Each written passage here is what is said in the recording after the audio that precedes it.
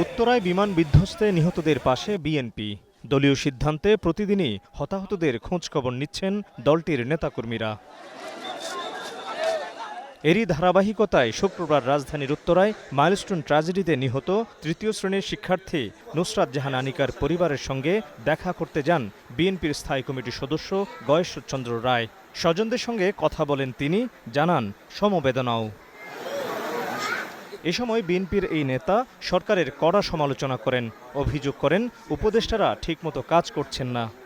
সরকার যখন বিপদে পড়ে আমাদের জন্য এখানে সরকার চলছে, এটা কিন্তু দৃশ্যমান কেউ উপলব্ধি করে না।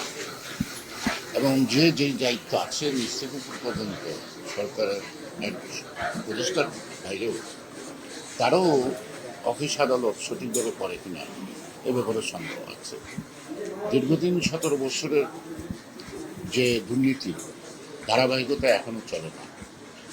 কোনো বিষয়ে দুর্নীতি বাড়ছে, ঘুষ বাড়ছে, কমে নাই। তো সুতরাং এই জন্য বলছি যে একটা জবাবদিহিমূলক প্রকৃত অর্থে জনগণের নির্বাচিত প্রতিনিধি দ্বারা সরকার গঠিত না হওয়া পর্যন্ত যত বিলম্ব হবে তত নানা ধরনের।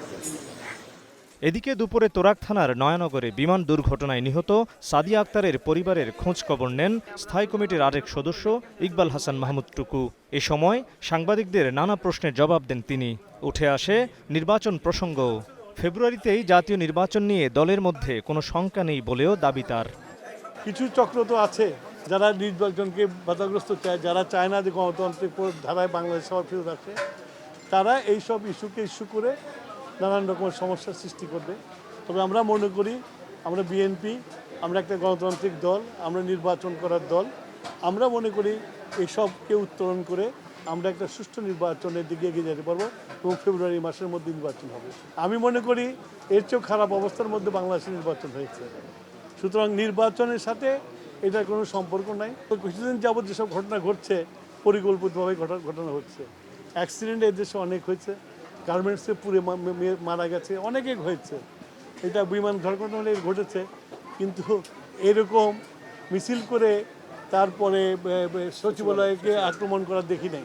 এছাড়া তোরাক থানার নিষাদনগর এলাকায় নিহত শিক্ষার্থী সাদের পরিবারের সঙ্গে সাক্ষাৎ করেন স্থায়ী কমিটির সদস্য ডক্টর এজেডএম জাহিদ হোসেন। তার অভিযোগ, দেশের পরিস্থিতি ঘোলাটে করে নির্বাচন পিছিয়ে দেওয়ার ষড়যন্ত্র করছে একটি পক্ষ।